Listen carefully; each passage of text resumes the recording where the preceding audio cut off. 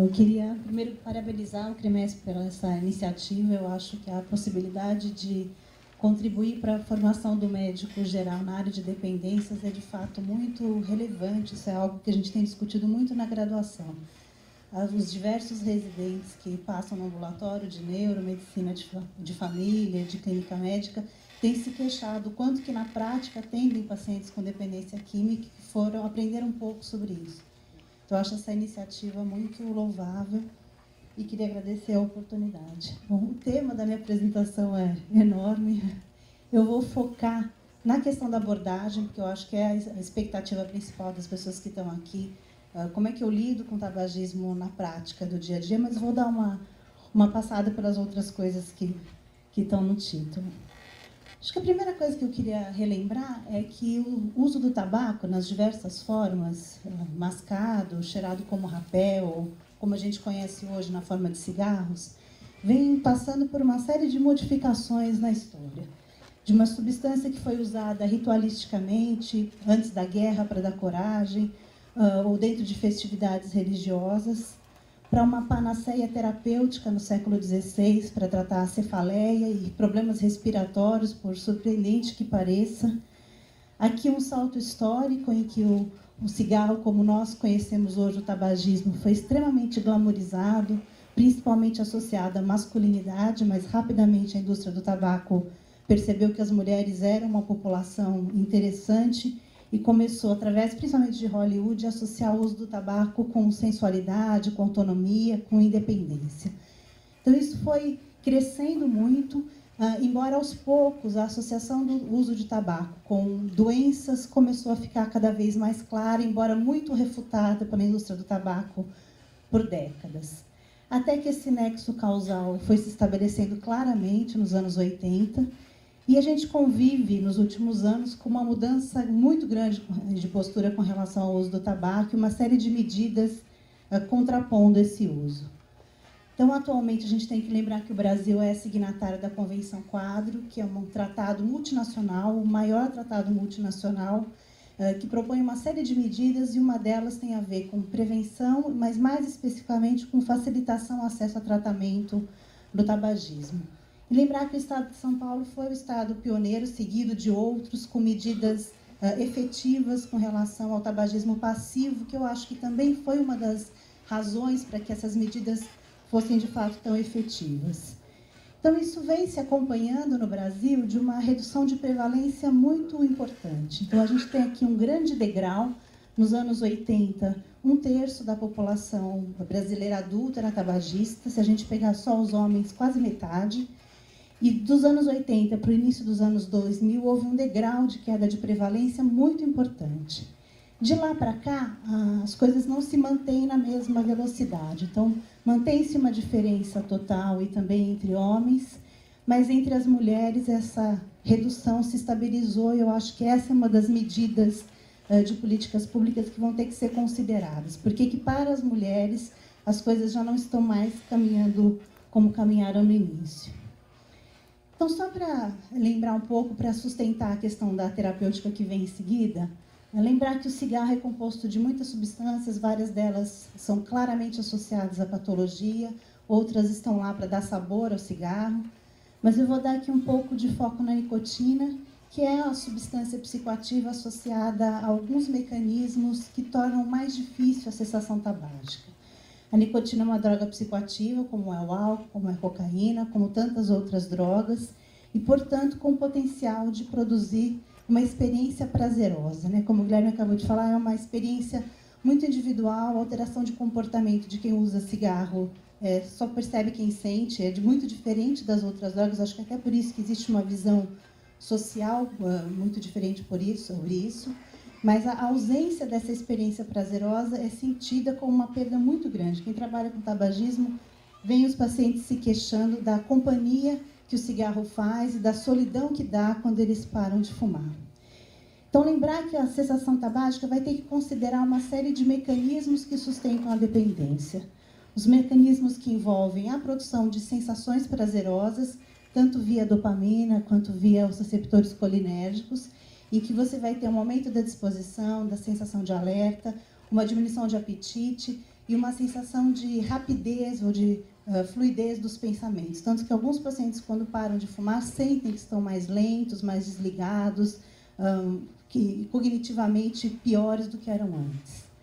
Além disso, uma série de condicionamentos associados ao tabaco. A gente tem que considerar que os tabagistas médios usam mais ou menos 20 cigarros por dia. Então, é um hábito que está dentro da rotina o tempo todo. É quando vai fumar um cigarro, quando vai tomar um cafezinho, quando vai ao banheiro, quando vai dirigir. E esses condicionamentos estão presentes e são lembrados o tempo todo quando o paciente começa a decidir parar de fumar. E o reforço negativo, que envolve a tentativa de evitar o desprazer que envolve a sensação tabágica. Então, alguns pacientes ficam, de fato, com uma labilidade de humor, muito irritados, com essa alteração, essa sensação de piora cognitiva e o ganho de peso. Eu acho que essas duas razões estão muito associadas a essa dificuldade de sensação nas mulheres. A diminuição de apetite como um efeito visto como benéfico e o ganho de peso na cessação, depois, que eu acho que acaba fazendo com que as mulheres adiem um pouco essa decisão. Além desses aspectos mais neurobiológicos, a gente tem que considerar que o tabaco também tem alguns componentes socioambientais que fazem muita diferença. É uma droga lícita e, como tal, existe uma aceitação social, embora com todas as restrições que a gente conviva hoje, permanece sendo uma droga lícita.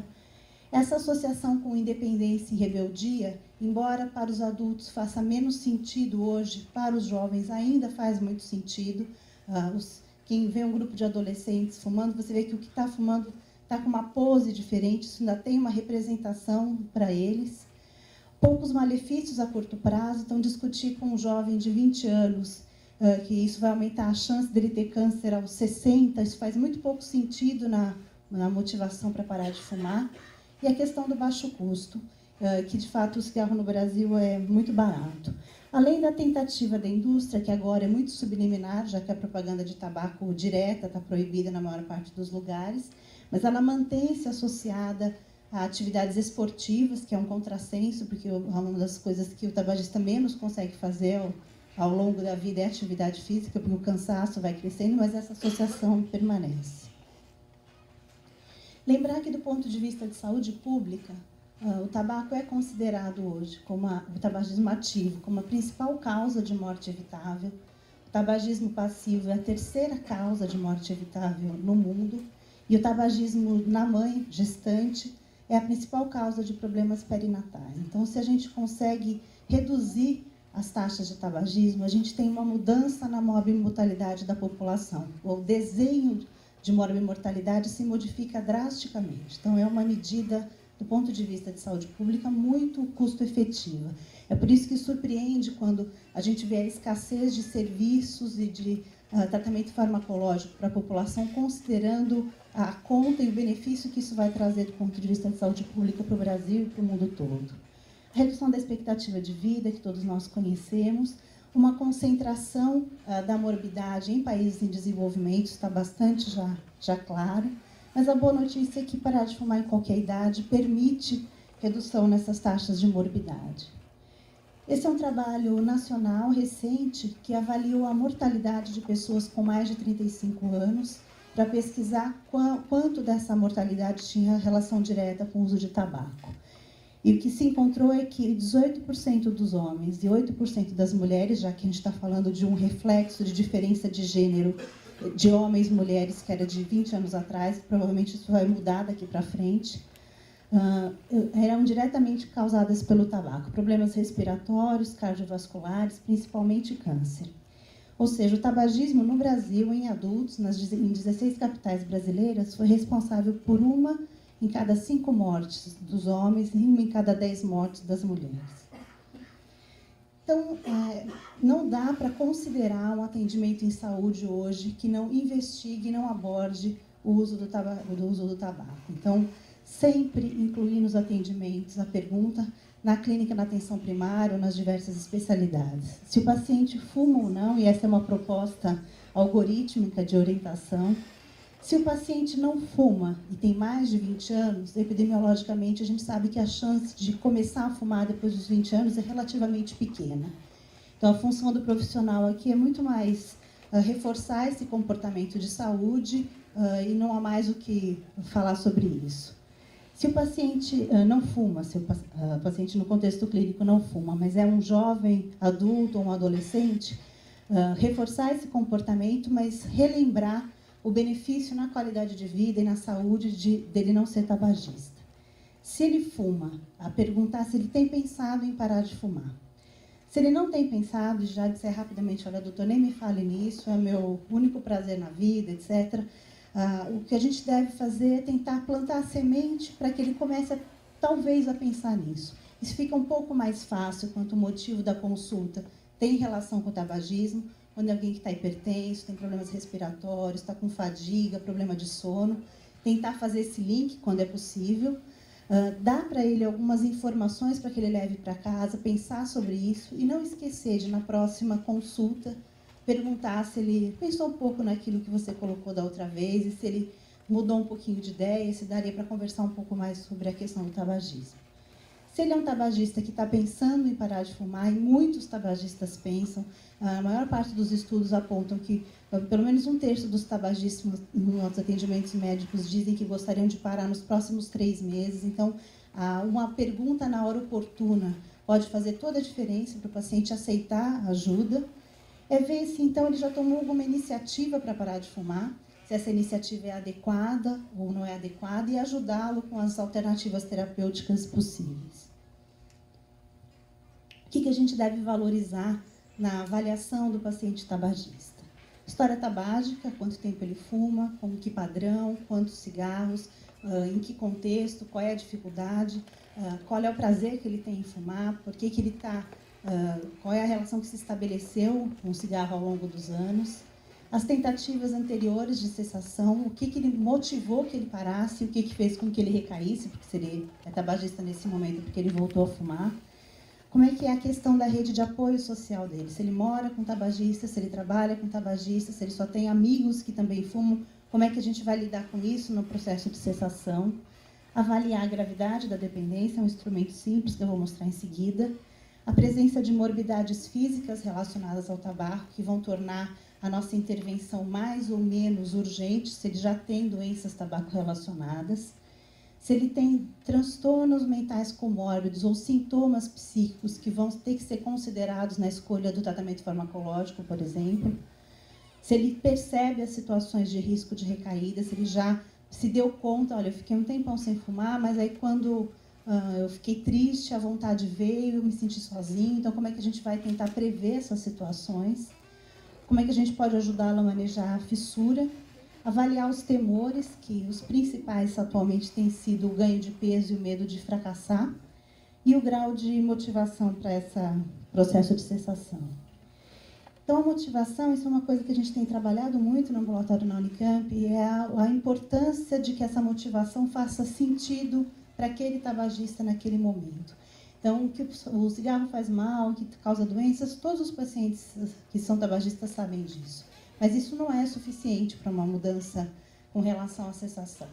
Mas quando a razão faz algum sentido, essa mudança tende a acontecer de uma forma melhor. A gente fez um levantamento no ambulatório com as mulheres tabagistas, a gente tem uma maioria de mulheres, e quando a gente perguntou por que elas estavam ali, por que elas queriam parar de fumar, a primeira razão foi preocupação com a saúde, que é uma razão esperada, mas a segunda razão foi ter se tornado avó.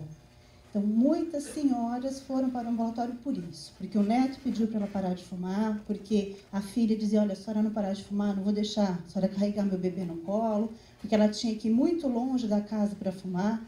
Um neto negociou com a avó, se ela parasse de fumar, ele largava a chupeta, enfim. Uma motivação que não nos ocorria como profissional de saúde, mas que fazia toda a diferença para aquela paciente. Então, acho que a gente tem que tentar buscar com o paciente uma motivação que faça sentido para ele e que ele fala, não, é por isso serve para mim e não serve para as outras pessoas. A avaliação de por que ele gostaria de parar de fumar, o quão motivado ele está para isso, e a motivação para continuar fumando. A gente não pode desconsiderar o prazer, a associação que ele faz com a presença do tabaco. Isso tudo vai ter que ser ponderado para ajudá-lo na decisão de parada. Isso aqui é o teste de Farson, não vou ler, depois é de fácil acesso, as apresentações vão estar disponíveis. É um teste muito simples, que tem uma função também muito simples. avaliar se esse paciente vai ter uma abstinência que justifique o uso de terapia de reposição de nicotina para tornar a cessação com mais chance de sucesso e menos desconfortável para o paciente. Do ponto de vista farmacológico, quais são as alternativas que a gente dispõe no Brasil atualmente?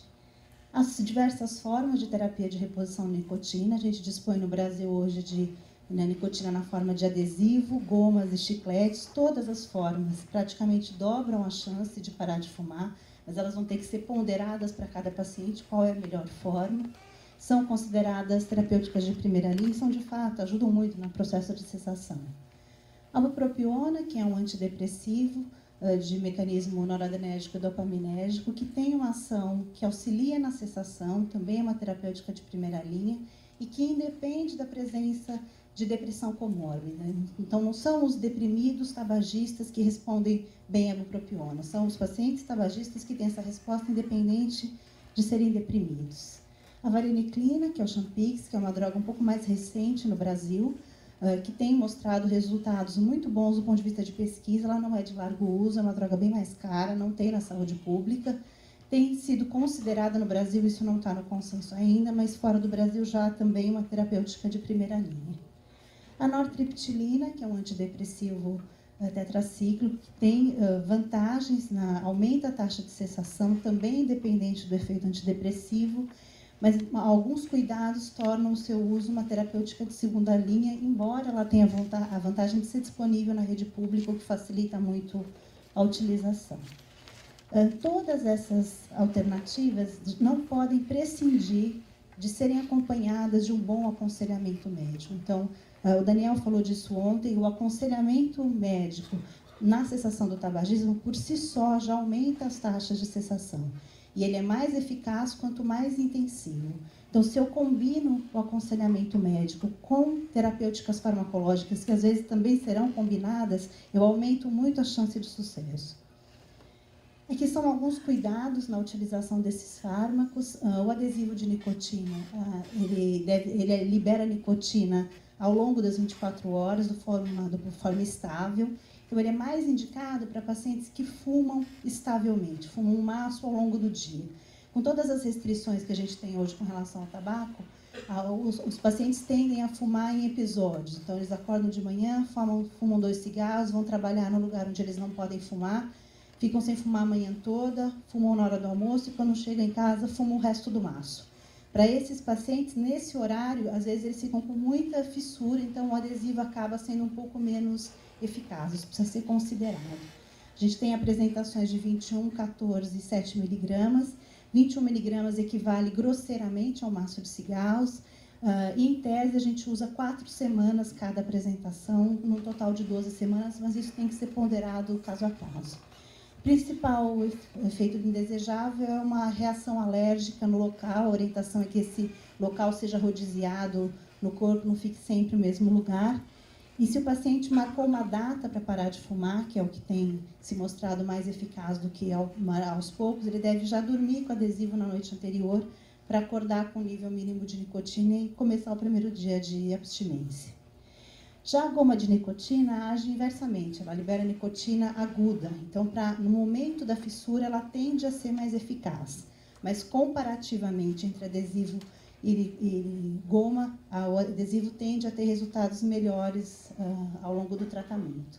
Então, ela pode ser usada agudamente nos momentos de fissura, teoricamente até 15 gomas ao dia, mas raramente os pacientes suportam usar essa quantidade, tomando muito cuidado com os pacientes que têm prótese dentária, que é uma realidade comum no nosso país.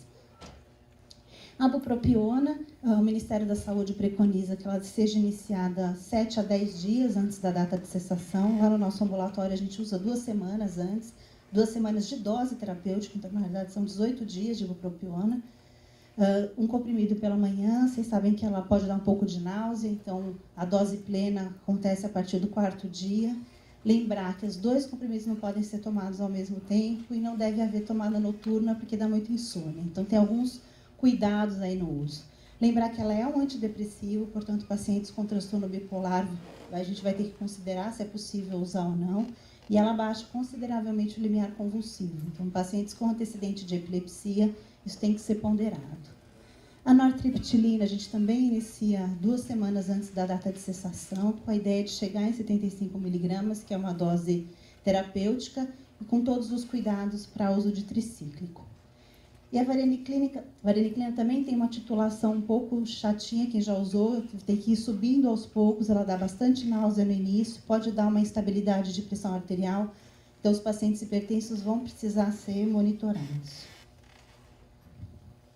Que é uma meta-análise comparando um pouco essas eficácias de cada uma individualmente ou combinadamente.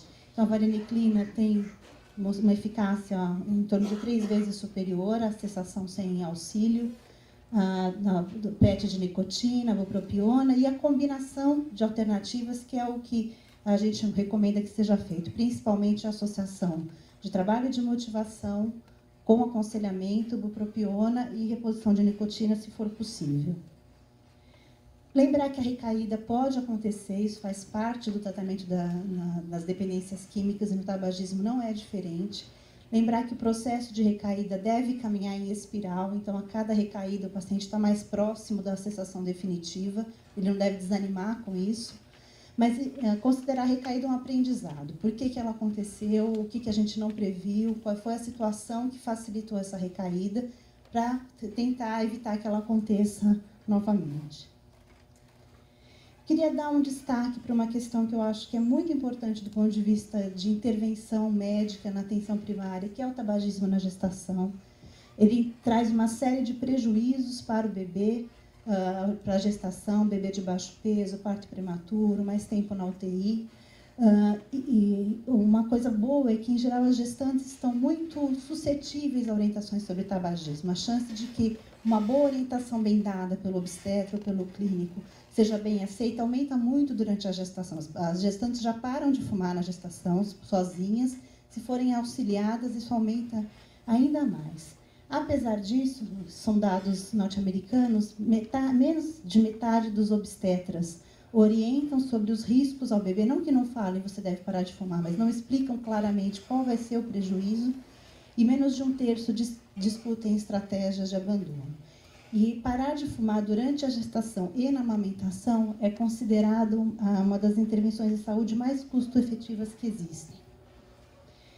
E eu vou trazer 3 experiências rapidamente do Hospital das Clínicas da Unicamp. Eu acho que é para animar as pessoas com relação a como as coisas podem caminhar bem em tabagismo, porque eu acho que a gente tem que ser muito otimista e ver o que dá para fazer para ajudar os pacientes nesse sentido. A gente montou esse ambulatório já faz 10 anos, no início com o modelo do Ministério. A gente tinha taxas de cessação que eram relativamente boas, taxas de recaída que eram astronômicas. Então, muito rápido, a gente percebeu que o que faltava nesse tratamento era o trabalho de motivação. Então, hoje, quando o paciente chega para o ambulatório para procurar parar de fumar, ele participa de um grupo de motivação que é, de certa forma, um grupo pré-tratamento, que ele vai o número de vezes que ele considera necessário para dizer agora está na hora, agora eu quero. Isso tem variado muito, a média de ida dos pacientes no grupo é de 7 vezes, mas alguns pacientes já foram 18 vezes, para que essa motivação seja trabalhada. Com isso, os resultados melhoraram muito. Então, a taxa de cessação ao final do tratamento, foi um levantamento que a gente fez há 2 anos atrás, foi de 79%, e quando a gente entrou em contato com esses pacientes no follow-up de um pouco mais de 2 anos, 62% continuavam sem fumar, e 7% pararam de fumar depois do tratamento, nem estavam nesse número. Então, as taxas, de fato, melhoraram muito quando esse trabalho de motivação foi ampliado.